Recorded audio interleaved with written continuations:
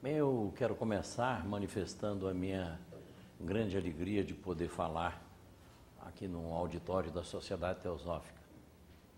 Isso porque eu tenho assim, o maior respeito pelo trabalho teosófico, que é uma sociedade de livres pensadores, voltada para o estudo filosófico, científico, artístico, religioso, mas que não tem dogmas, não tem gurus próprios, não tem mestres próprios. Ela tem abertura para que todos estudem. Não existe autoridade espiritual dentro da Sociedade Teosófica. Nem a presidente mundial, nem seus fundadores, nem nenhum das figuras mais excelsas que tenham pertencido ou que pertençam à Sociedade Teosófica. Essa palavra excelsa é por conta daqueles que dão valores a eles pelo que eles têm buscado ensinar. Mas a sociedade é uma sociedade horizontal. É uma sociedade em que as pessoas se encontram num pé de igualdade para que juntos possam pesquisar, estudar e analisar a construção de um mundo de fraternidade, porque a sua coluna básica é a fraternidade universal, alicerçada na liberdade de pensamento. O tema que eu escolhi para falar no dia de hoje, o mundo que sonhamos, é um tema de uma certa forma bastante bonito, bastante poético e de uma certa forma bastante complexo e difícil, porque falar num mundo lindo é fácil, mas não basta falar no mundo lindo. Se nós não fizermos e não buscarmos juntos indicativos de como construir esse mundo melhor para todos nós, para toda a humanidade, mais fraterno, mais solidário, nós estaríamos apenas falando palavras bonitas, palavras poéticas e, de uma certa forma, ilusórias. Mas aqui, quando me proponho a falar sobre o mundo que sonhamos, eu estou querendo que juntos nós possamos pesquisar, analisar e encontrar caminhos razoavelmente seguros para construir um mundo melhor. Eu, no dia de hoje, comecei a minha manhã lendo o jornal. Aí eu peguei o jornal de hoje, contrabando com ajuda diplomática, preço de remédios vai aumentar, confronto entre tráfico e exército fere até bebê. Digo, ai meu Deus, deixa eu mudar de página.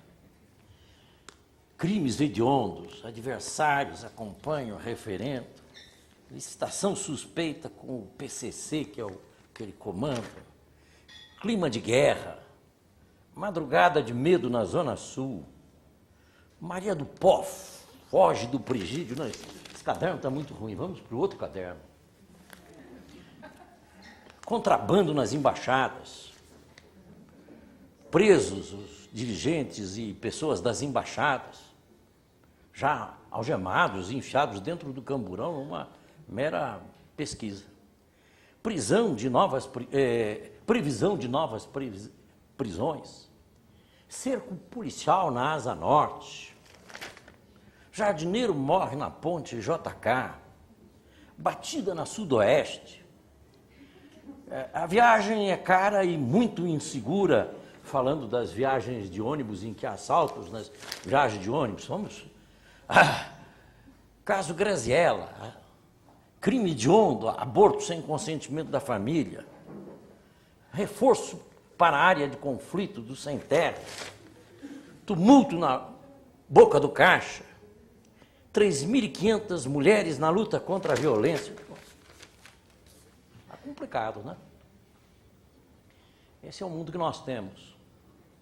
Eu acho que é muito importante que a gente perceba dois aspectos fundamentais. Um, de que é o mundo que nós temos, mas outro, que é o mundo também ressaltado pela mídia.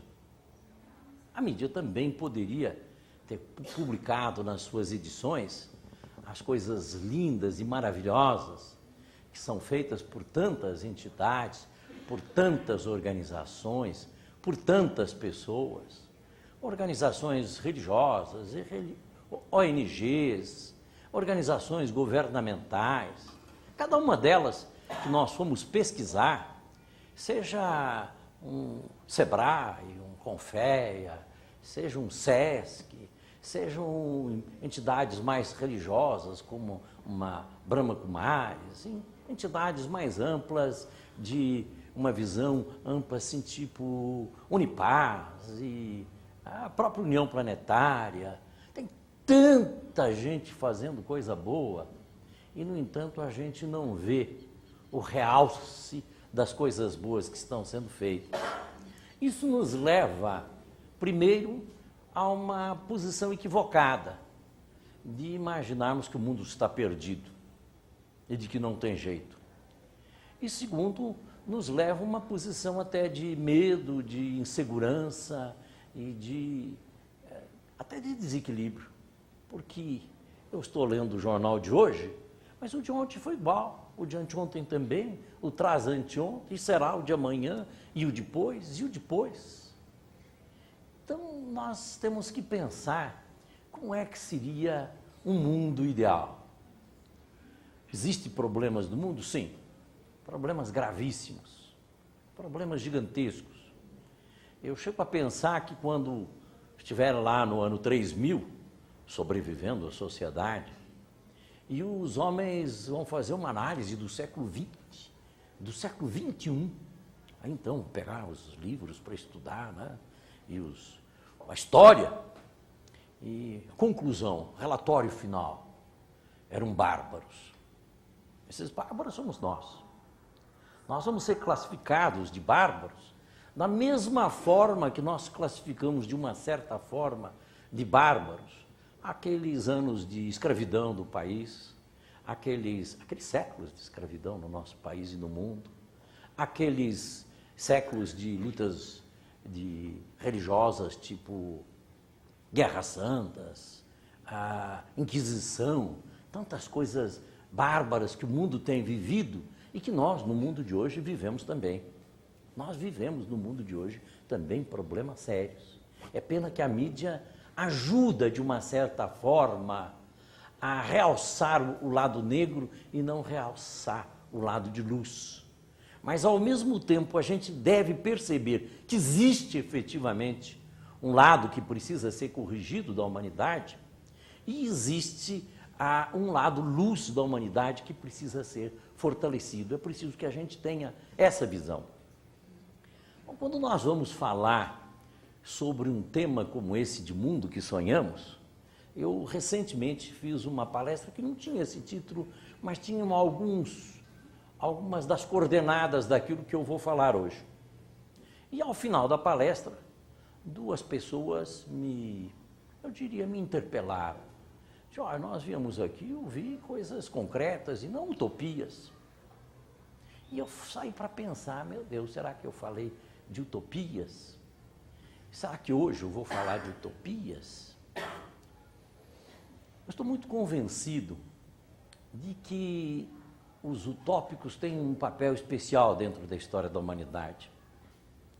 Só aqueles que sonharam com a abolição dos escravos foram capazes de, com séculos de luta, conseguir a abolição dos escravos.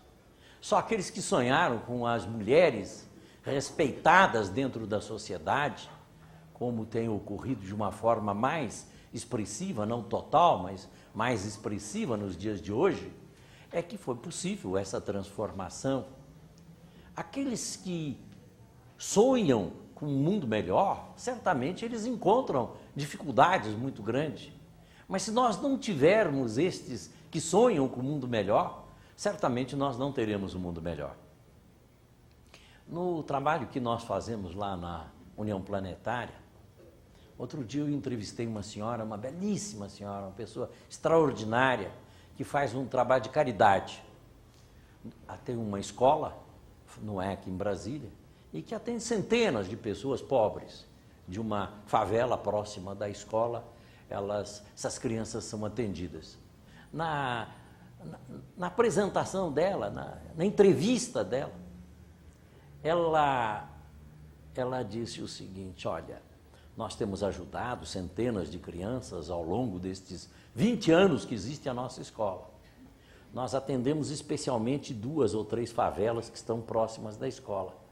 Agora, o que mais me surpreende, diz ela, é que há 20 anos atrás eram 3, 4 favelas e hoje são 126 favelas. Então, isso me faz parar e pensar, já que nós estamos sonhando com um mundo novo, no rumo que as coisas estão tomando.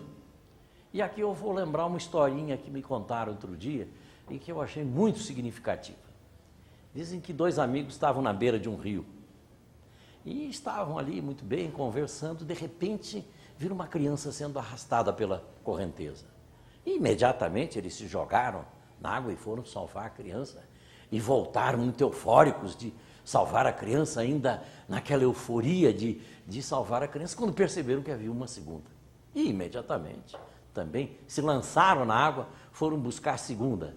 Mas quando chegaram com a segunda, viram que tinha uma terceira, tinha uma quarta, se lançaram de novo, até que um deles disse: não, peraí, eu vou subir rio acima. Disse: mas como? Você vai me deixar sozinho salvando as crianças? Disse: não, eu vou ver quem é que está jogando as crianças no rio. Na verdade, é uma historinha que faz a gente pensar que nós realmente precisamos ter um trabalho, uma atuação para o atendimento assistencial, mas precisamos de uma transformação que não haja necessidade de atendimento assistencial. Nós precisamos ter uma organização social, espiritual. Vejam bem, eu estou falando de organização social, mas estou juntando essa organização social com um termo espiritual. Porque não é uma organização social como a que nós temos, voltada apenas para os interesses individuais, econômicos, do liberalismo, do salve-se quem puder, mas uma organização social voltada verdadeiramente para a coletividade. Então, é preciso a gente perceber que o mundo precisa de espiritualidade. E quando falamos em espiritualidade, nós não estamos falando bem especificamente em religiosidade. Pode ser uma espiritualidade ancorada em uma religião, pode ser uma espiritualidade sem estar ancorada em religião nenhuma, apenas o sentido humanitário, o sentido da solidariedade humana, o sentido de que, em primeiro lugar, nós temos que colocar o ser humano, o planeta Terra, a natureza. Nós temos que ter um sentido humanitário de vida, de seres humanos, e não de seres que apenas usam a vida em interesses próprios e pessoais, sem perceber sequer, inclusive, que essa vida é extremamente transitória, extremamente passageira. Muito rapidamente, todos nós já deixamos de existir materialmente, deixamos de existir neste mundo e ficamos correndo a vida inteira através de coisas ilusórias, como o dinheiro, como o conforto em si material e como o prestígio ou qualquer coisa deste sentido. Então, nós vemos que nós vivemos num mundo com valores muito equivocados. E com esses valores equivocados, nós temos uma sociedade equivocada. O que define a sociedade exatamente como ela é, são os seus valores coletivos. Os valores coletivos de uma sociedade indicam o que a sociedade é.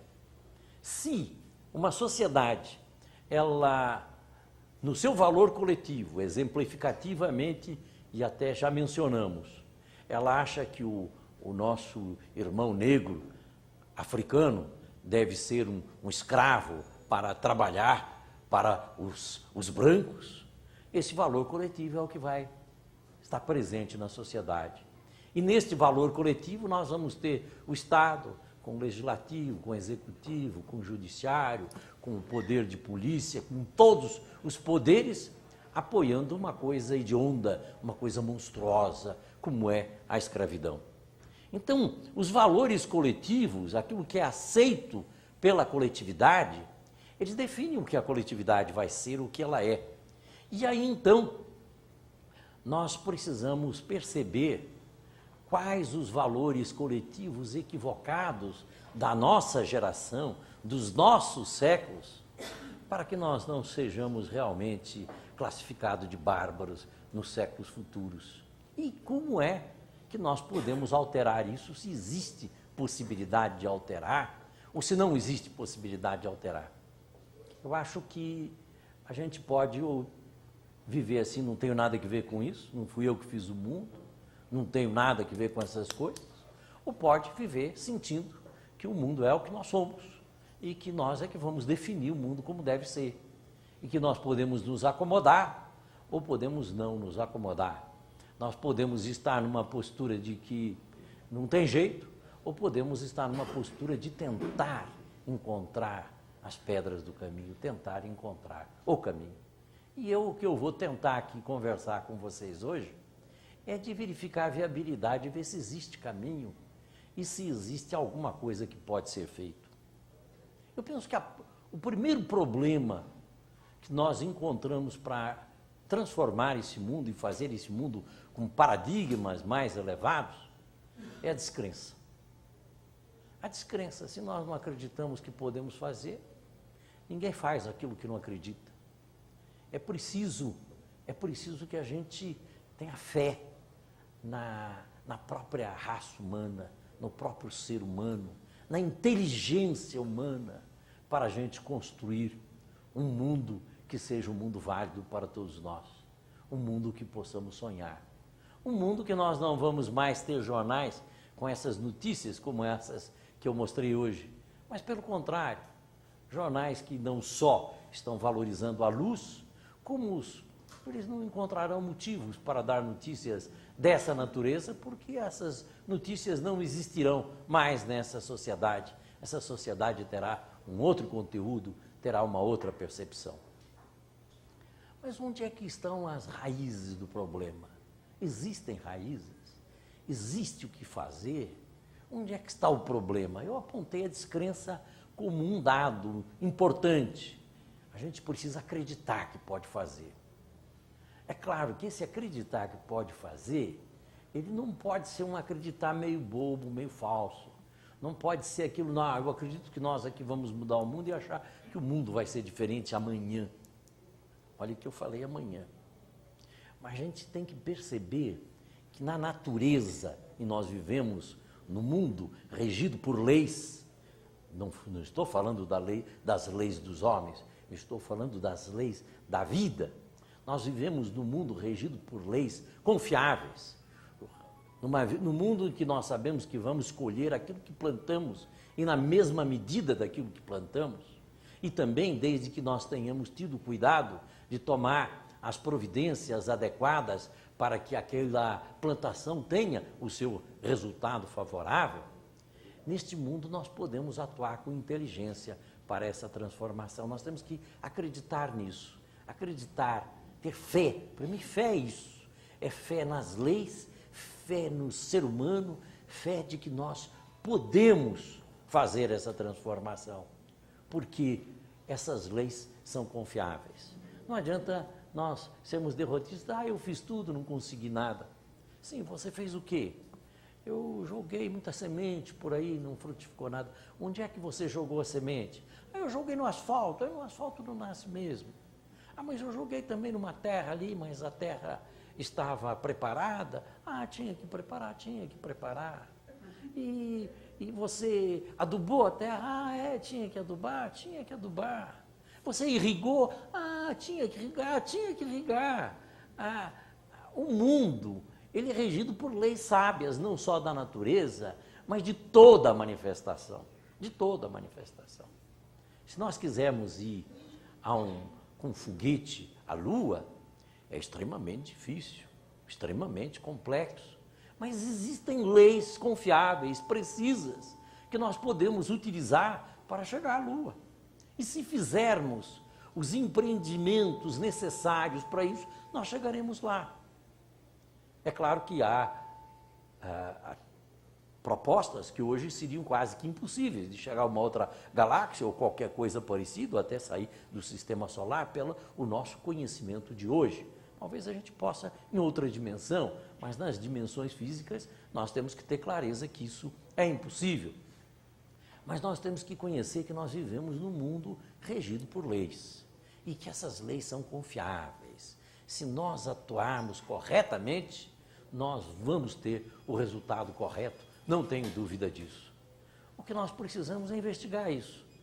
Se nós nem acreditamos que podemos construir um mundo melhor e nem pensamos em como seguir para fazer esse mundo melhor, ou nem nos aprofundamos de verificar quais os elementos para a construção deste mundo melhor, nós não vamos fazer.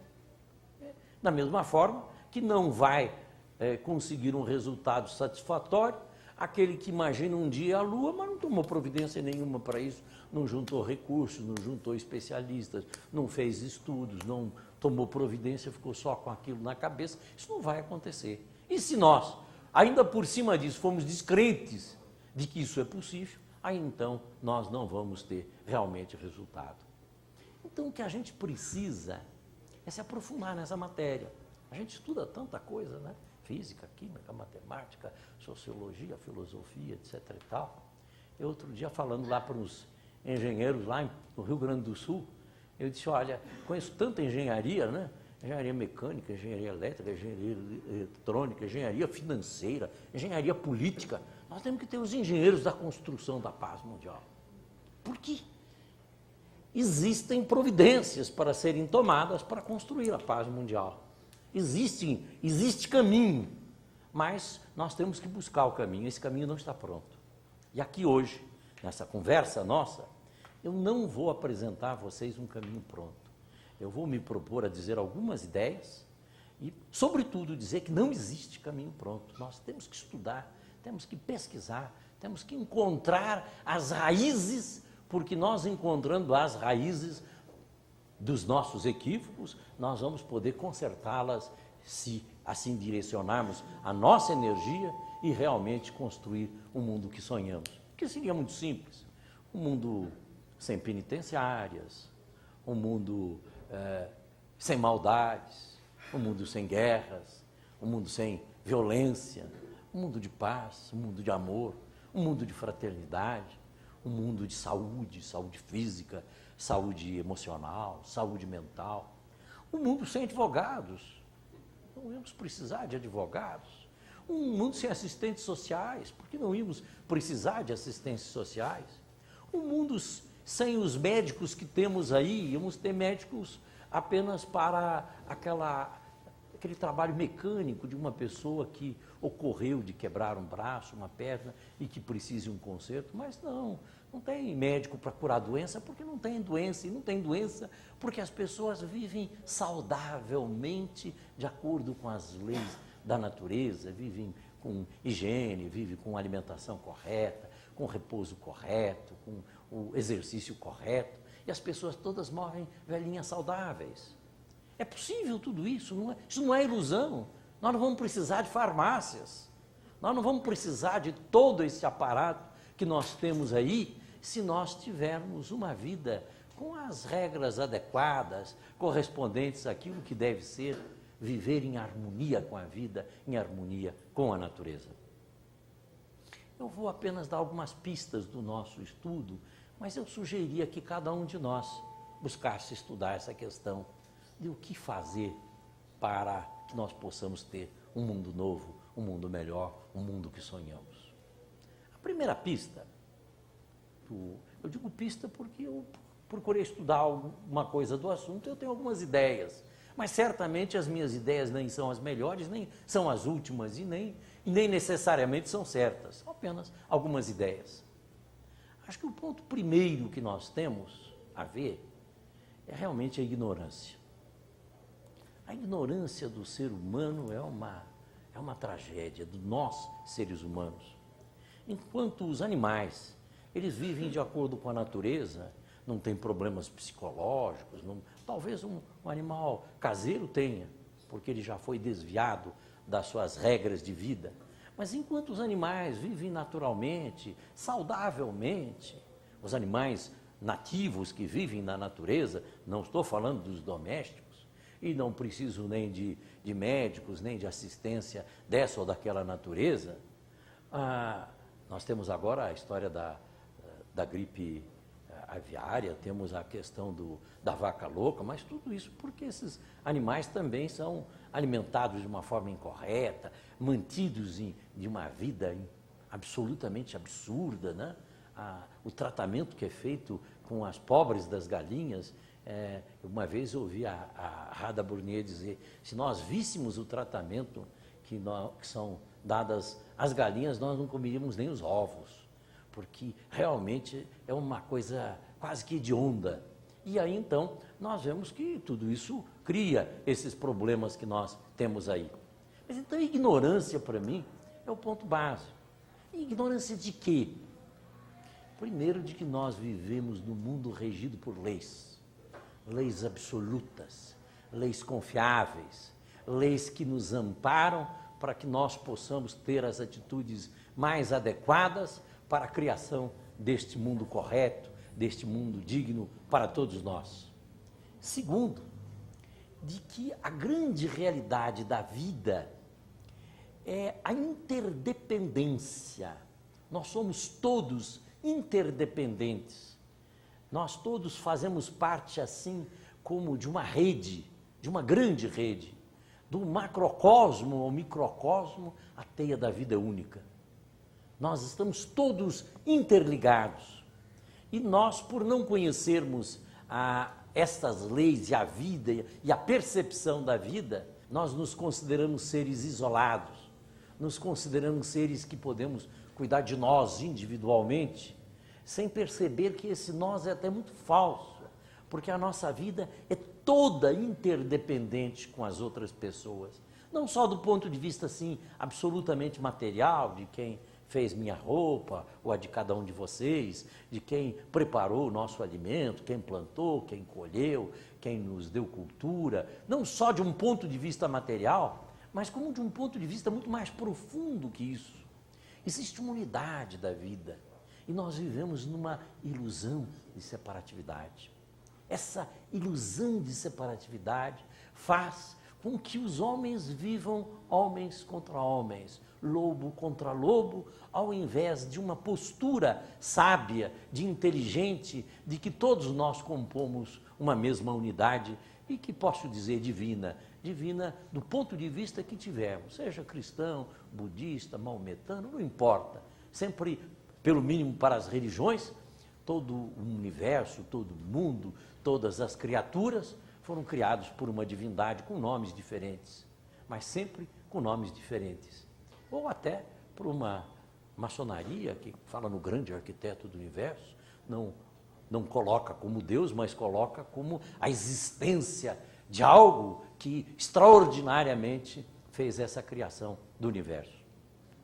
E aí então, nós vemos que essa questão da percepção do mundo que vivemos, ter conhecimento das leis do mundo, no Krishnamurti, no seu livro Aos Pés do Mestre, ele coloca como primeiro item do caminho o discernimento. E ele diz, o que é o discernimento na fala dele? Existem dois tipos de pessoas, as que sabem e as que não sabem. E aí ele define também, sabe o quê? As que conhecem o plano divino de evolução e as que não conhecem. E nós, quando estudamos o budismo, também nós vamos encontrar lá como primeiro passo do óctuplo caminho, a percepção da doutrina, a percepção da vida, da realidade. O primeiro item do óctuplo caminho é a reta visão, a reta percepção. A reta doutrina é traduzido de muitas formas diferentes, mas em todas elas o que nós vemos ali embutido é a visão de que nós vivemos num mundo que existem regras, que existem leis. E que é muito fácil até a vida, se nós percebermos isso, porque é só viver de acordo com a lei. Se nós queremos viver contra a lei, nós sempre teremos dificuldade, não só na lei dos homens, como na lei da natureza. Se nós pegamos um coco verde maravilhoso, com a sua água saborosa, perfeita, mas na nossa ignorância fazemos um furinho, jogamos água fora e colocamos cachaça dentro, como nós, seres humanos, fazemos isso, porque fica mais gostosa a cachaça. Nós estamos contra as leis da natureza e vamos sofrer os resultados de estar contra as leis da natureza. Não existe pecado, não existe condenação, não existe culpa, existe que você está de acordo com a lei da natureza ou está contrário a ela.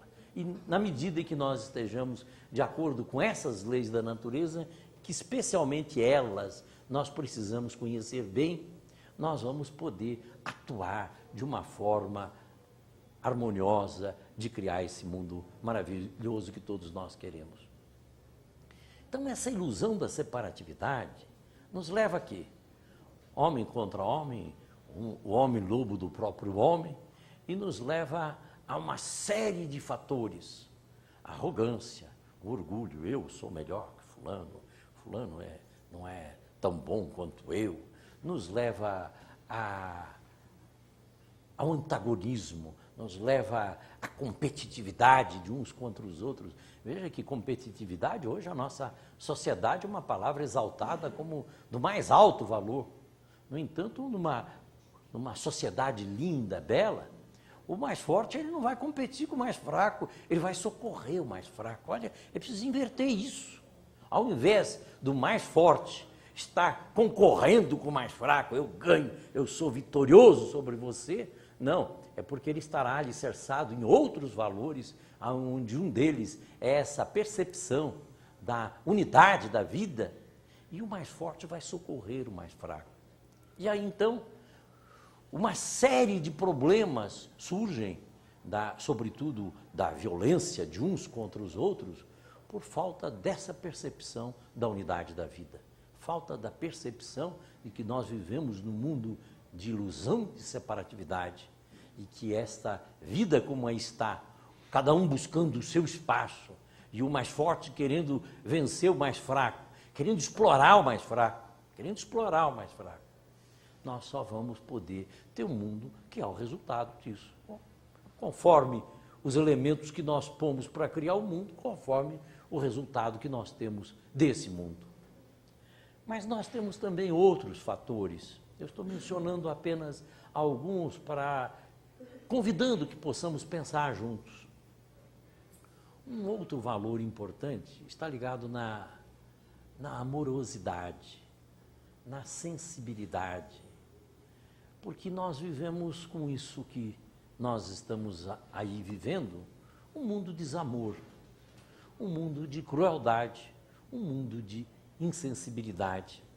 Uma coisa que eu acho importante a gente perceber, que os aspectos negativos, como o desamor, como a insensibilidade, como a crueldade, ou como a falta da percepção da unidade da vida, todos eles são ausências. São assim como a luz e as trevas, como a luz e a escuridão. Aqui está tudo escuro se nós apagarmos as luzes. Acendeu a luz, a escuridão vai-se embora imediatamente. Ela não existe, ela não tem força, não tem poder contra a luz. E aí então nós vemos exatamente isso, de que o mal, o que nós chamamos de mal, não tem existência real. Ele não tem existência real. O que nós chamamos de mal são ausências de qualidade. Como não tem a qualidade, então surge a sua ausência e aquilo que nós chamamos de mal. Vejamos, por exemplo, uma pessoa de muita dificuldade de percepção, uma pessoa ignorante no sentido material nosso, não no sentido mais amplo do conhecimento das leis divinas, das leis de evolução. Se nós quisermos atuar em relação ao bem dessa pessoa, não vou poder brigar com a ignorância dela. Não, você é um ignorante, você não tem jeito de ser ignorante. Eu tenho que trabalhar com a luz, tenho que mostrar a essa pessoa, se quiser ajudar, onde é que está a luz, onde é que está o caminho, onde é que está a possibilidade de uma vida melhor, de uma situação melhor. Não se luta contra as sombras, se acende as luzes. Para espancar, olha a palavra espancar, a ignorância, Não há chicote, não há espada, tem que se desenvolver a sabedoria. E o mesmo no que diz respeito ao amor. Não adianta lutar contra a crueldade. Não se luta contra a crueldade. Não se luta contra o desamor. Se luta a favor do amor. Se luta a favor da sensibilidade. Porque o desamor é a falta de amor. Como é que eu vou atender, atingir a uma situação de desamor? Desenvolvendo o amor. Por isso, as qualidades, o trabalho nosso, tem que ser um trabalho positivo, um trabalho para o bem. Essa postura denuncista, essa postura só de crítica, essa postura, isso não está mal, que não está mal, isso não tem grande resultado ou quase resultado nenhum, não leva a nada. A gente precisa até perceber as coisas que existem, mas a solução delas está em se buscar as saídas. Sempre temos que estar trabalhando pelas saídas e nunca apenas contra aquelas situações equivocadas, que as situações equivocadas são sempre fruto de ausência daquela qualidade. Outro ponto que é importante nós percebermos é esse que eu, de uma certa forma, mencionei no começo, mas que ele é um dos pontos que nós temos que agregar, que é a confiança, a fé, a acreditar que nós podemos fazer, a vontade e atuação nesse sentido. Porque não vai adiantar, nós temos uma visão até muito bonita, uma visão interessante, não vai adiantar muito, nós temos também muito amor, se ao mesmo tempo nós não dispusermos a arregaçar as nossas mangas para trabalhar de uma forma eficaz, de uma forma eficiente, uma forma de solidariedade humana, para que nós possamos fazer essa transformação. Podemos dizer que são aspectos básicos, fundamentais, da sabedoria, do amor e da vontade. Aspectos fundamentais em que nós precisamos atuar de uma forma sábia, de uma forma inteligente, de uma forma amorosa, mas eu disse atuar de uma forma sábia e de uma forma amorosa.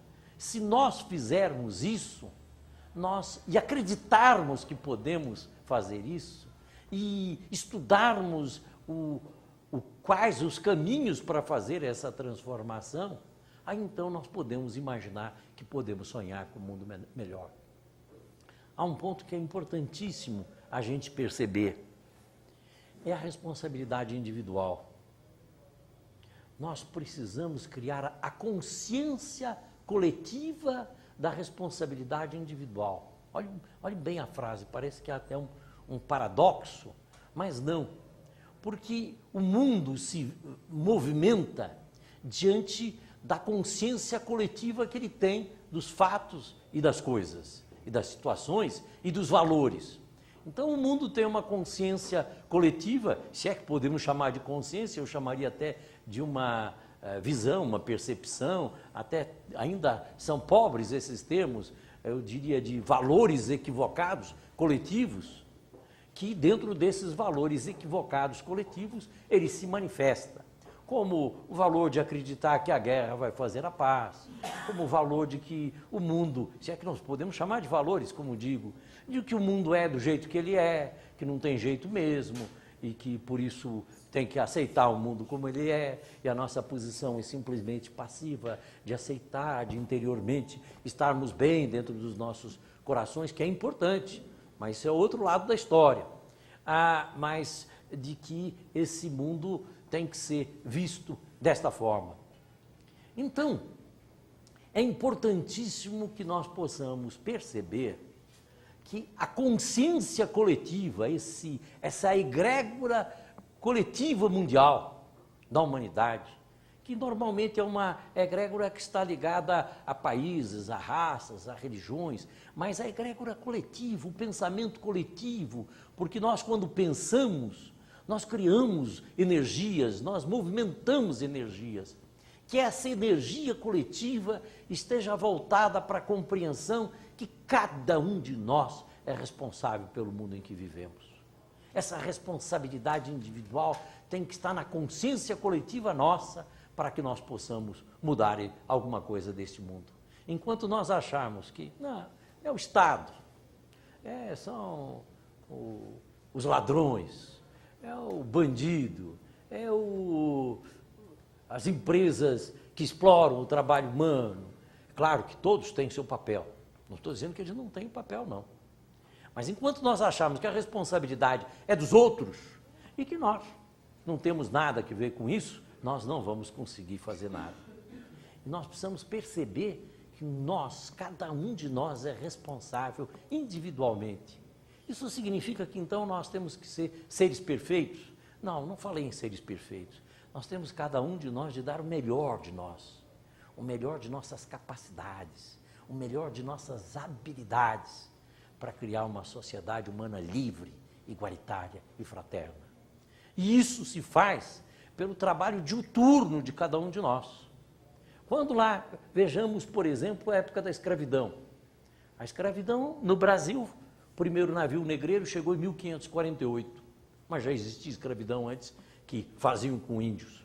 E a abolição formal em 1888. Nós temos quase 4 séculos.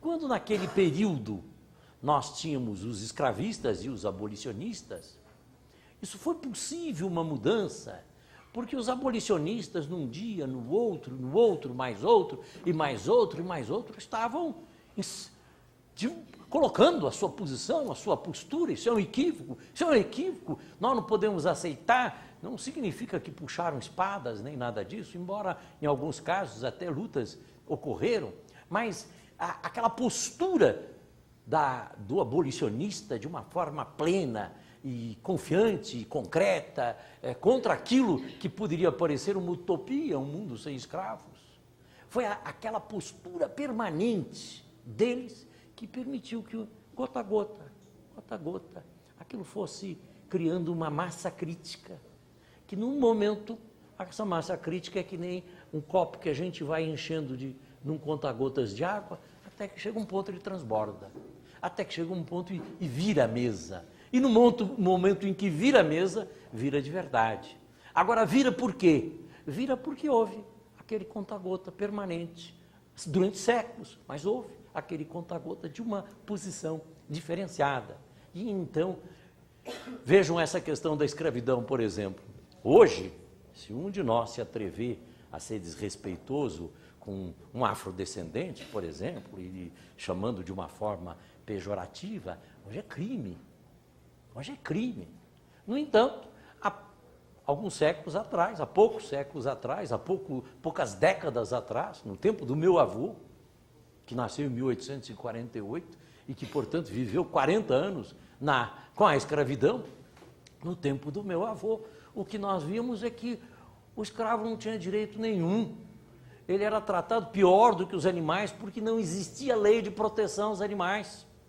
Hoje ainda nós temos uma lei de proteção aos animais. Então nós vemos que aquela situação existente, absurda, desmedida, os utópicos, através de um dia, 2 dias, 3 dias, 4 dias, 5, 1 ano, 2 anos, insistindo, transformaram. E hoje é crime esse desrespeito à diferença de raça e de etnia. Então nós podemos fazer. Temos que lembrar de figuras excelsas, como um Mahatma Gandhi, fininho, magrinho, mas que com uma energia tal e uma crença tal, que ele movimentou um país gigantesco e sem disparar um tiro de revólver. Pelo contrário, o líder pacifista do mundo, ele libertou a Índia da sua colonização à Inglaterra. Isso é um homem. Nós aqui, todos, nós temos muita força, temos muito poder, nós precisamos acreditar nisso. Nós precisamos acreditar. Acima de tudo, acreditar que nós podemos fazer. E temos que, mais do que acreditar, vestir essa camisa de que nós não aceitamos o mundo como ele é, Nós queremos um mundo diferente, nós queremos um mundo de amor, nós queremos um mundo de paz, nós queremos um mundo de fraternidade. Nós queremos um mundo em que os fortes estejam do lado dos fracos, em que os fortes socorram os fracos, e não um mundo em que os fortes exploram os fracos.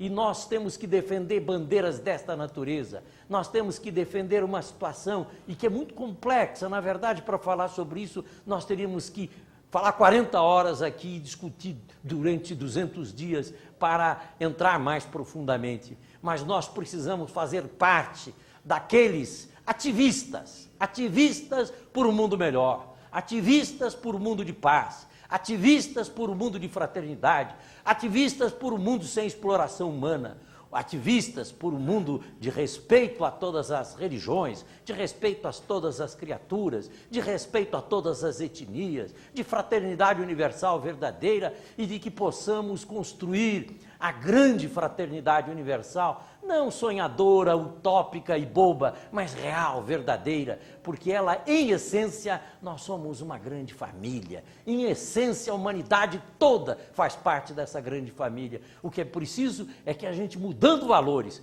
percebendo esses valores mais corretos, mais dignos, que corresponde a uma raça humana, e não uma raça de seres animais explorando uns aos outros, ferindo uns aos outros, lutando uns contra os outros, nós possamos mudar a mentalidade desse mundo.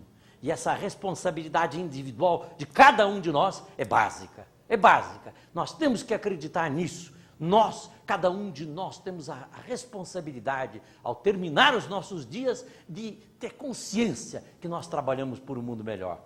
E um ponto final que eu gostaria de ressaltar aqui. A responsabilidade das elites. Eu, quando estou falando em elites, eu estou falando de uma forma positiva dessa palavra, e não pejorativa. Eu estou falando das elites religiosas, as elites culturais, as elites intelectuais, as elites econômicas, as elites políticas, as elites financeiras, as elites de todos nós que sonham com um mundo melhor. Nós somos mais responsáveis do que aqueles que não tiveram oportunidade de estudar, que não tiveram oportunidade de emprego, que não tiveram oportunidades na vida.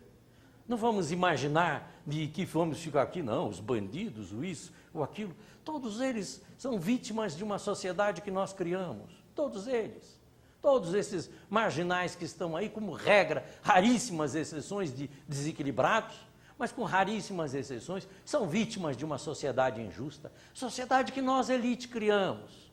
Nós, elite, que cuidamos do nosso bem-estar, cuidando do nosso lado, cuidamos das nossas coisas e achamos que eles se virem. Eles um dia vão dar um jeito de arrumar a vida deles. Eles um dia e eu vou me proteger, vou botar grade na minha casa, contratar segurança, mas isso e aquilo. E eu não estou contra a grade nem contra a segurança. Eu estou contra imaginar que nós não temos nada a ver com isso e que eles vão sair disso sozinhos. Eles vão lutar pelo espaço deles. Da mesma forma que a elite, sobretudo as elites empresariais, que hoje compõem até novos reinados, antigamente se lutava contra os reinos. Hoje nós temos os novos reinados imperiais e os reinados das grandes empresas, que também são, da mesma forma que os antigos reinados, hereditários, em que, da mesma forma que no passado nós tínhamos grandes recursos que eram colocados na mão de um rei e ele administrava e passando para os seus descendentes, formando a sua dinastia. Hoje nós temos as dinastias das grandes empresas que na maior parte das vezes não tem nenhum tipo de preocupação com a sociedade, mas isso é um outro aspecto desta realidade do mundo que nós queremos. O mundo que nós sonhamos, é o mundo que nós queremos, é o mundo que nós podemos fazer. Depende fundamentalmente de nós, mas depende de nós também percebermos que a natureza não dá saltos. Não imaginemos que nós vamos trabalhar por um mundo melhor e que o mundo melhor vai acontecer amanhã. Isso não existe. Os abolicionistas que lá em 1500, 1600, 1700 e 1800 lutavam pela abolição dos escravos, eles certamente diziam, não tem jeito isso, olha, eu lutei a vida inteira e não adiantou nada. é um equívoco. A história ela tem medidas diferentes da nossa medida, do nosso sopro de vida. A vida da humanidade é uma vida muito mais ampla. É assim que nem a vida dos astros, das galáxias que nós olhamos, estão lá há 20 e tantos mil anos-luz de nós e nos parecem imutáveis, estão paradas. Não, estão num movimento vertiginoso, mas que nós, na nossa pequenez, não conseguimos perceber esse movimento vertiginoso que as galáxias têm. Então, nós não podemos imaginar que amanhã vai ter um resultado e cobrar que esse resultado saia amanhã. Mas nós podemos perfeitamente, mais do que imaginar, pensar que é um trabalho que tem que ser feito, que precisa ser feito, cabe a nós ser feito, não cabe às girafas, aos leões, aos macacos, cabe à espécie humana fazer essa transformação. Nós, espécie humana, temos inteligência, dizem as religiões que temos alma e diz a ciência que nós somos os animais racionais. Pois esses animais racionais, esses animais com alma que somos nós, segundo as religiões, somos nós que temos que fazer essa transformação. É preciso, acima de tudo, acreditar que isso tem que ser feito. Aliás, é mais do que acreditar, é até a consciência que isso precisa ser feito. Acreditar que esse trabalho tem que ser feito e jogar todo o seu esforço, com todos os seus equívocos, porque somos todos imperfeitos, nenhum de nós é perfeito para poder fazer atos perfeitos, mas, sobretudo, juntos, pesquisar, estudar, analisar, e juntos, de mão dadas, criar aquele grande templo da humanidade, que é o templo da fraternidade universal.